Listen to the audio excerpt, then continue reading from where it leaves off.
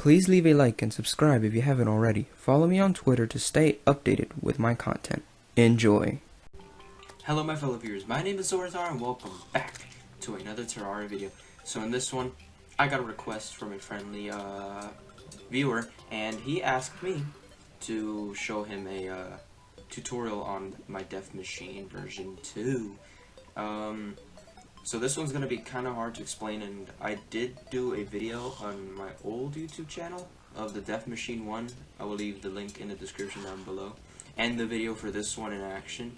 But this one's just going to be the explanation, so I'm not going to test it on this one. You guys could see a video explaining how it works.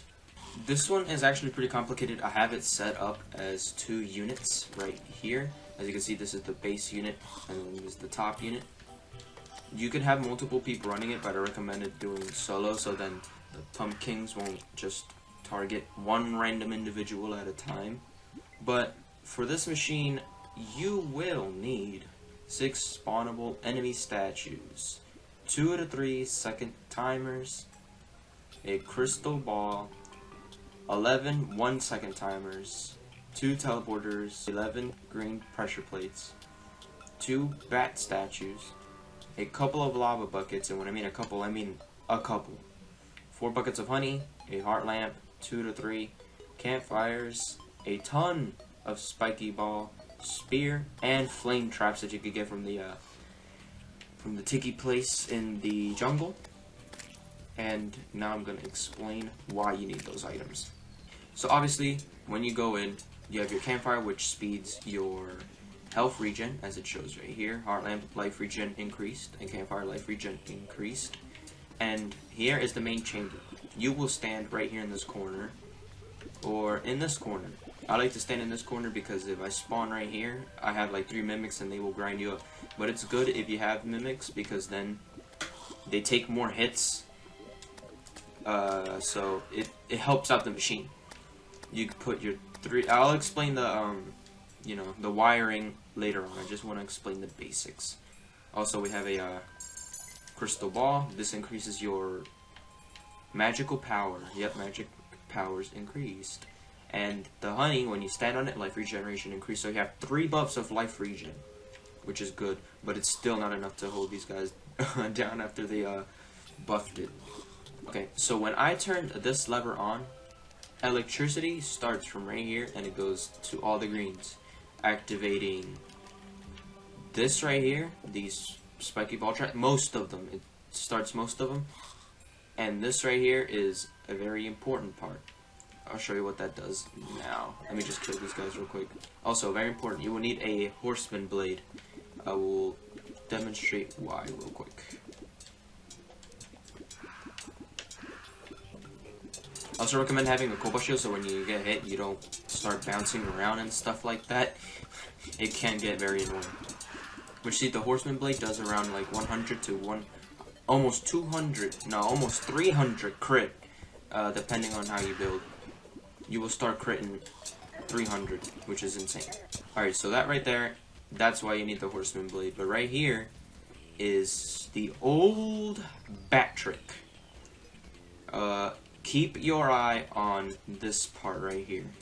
A bat will spawn from here, slowly try to get me, and kill himself on that lava. But while he's going down, he will activate these pressure plates and activate these spear traps. Because the thing about spear traps is you can't have them hit at the same time because they're equally fast. So it will only register 1 hit. But if you do it like this, it will register all 4, or depending how many you stack them.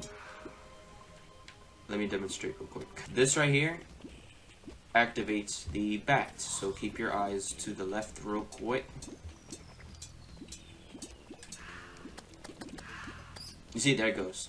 And now these spear traps are in sync. Sure, you make this station higher, so then when the bat spawns, it just travels down instead of, getting stuck in the middle. The wiring is really up to you, but I'm just going to show you my wiring real quick. I also want to show off these spear traps. They have a flame. No, these aren't flames. These are spear traps. They just throw poisonous spears across the whole thing. And then the flame ones are right here. They just go side to side. They're not really that important. They just show off. Alright, so that's the basics of the bottom layer. This is where we get to the advanced part. Once this machine starts doing less for you, and it starts to slow down and the pumpkin starts to show, you want to immediately travel up here. I have to put this right here. I took it off to just see the wiring. You want to take this teleporter over here. Take out my Nimbus Rod. And right here, we'll activate. You want to start your second timer for the slime statue. This slime statue is your invisibility. This will make you invincible to any attack. And I will show you how. If you equip a fleeting cross necklace, any type of cross necklace, increases your length of invincibility after taking damage. So basically when you stand here, using a 1 second timer, and if you're not using a cobalt shield like me, just grapple to the wall. You basically take 1 damage per second, no matter how many enemies are on you. Don't swing your sword or anything, because then they're dead and you're gonna start taking hits from, you know, the pumpkin, and you don't want that. So that's how the invincibility works.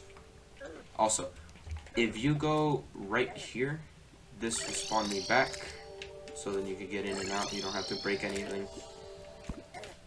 And right here is another bat trigger. The bat trigger will go from here, activating these right here in synchronized motion. And this right here will grind up the pumpkin like it's nobody's business. It will kill them immediately. Alright, you guys, that's basically it. That's pretty much the rundown of how I built this. You guys could, I would build this from scratch, but I actually want you guys to be creative with your own designs, because I'm pretty sure that a lot of you guys could come up with a better design, and if not, use this design. It works just as good.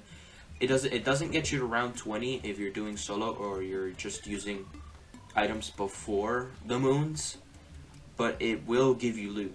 If you check out the video, which is down in the description below, it clearly shows you getting loot.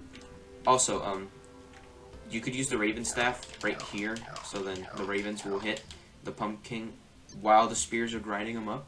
But if not, if you don't have this, which I expect you don't, because then you wouldn't be looking at this video, you would use the pygmy staff. And if you want to make it stronger, you have to use the pygmy necklace that you could buy from the Tiki. It increases your max number of minions, so you could have more pixies. But I have the yeah, I actually used my pygmy necklace during the moons. It's really helpful. I take off my wings once I go to this top part, because you don't need your wings. But yeah, guys, that's pretty much the rundown of my machine. I hope you guys enjoyed this video real quick. Leave a like, comment if you have any questions that I forgot to mention, and I'll see you guys in my next video. Peace.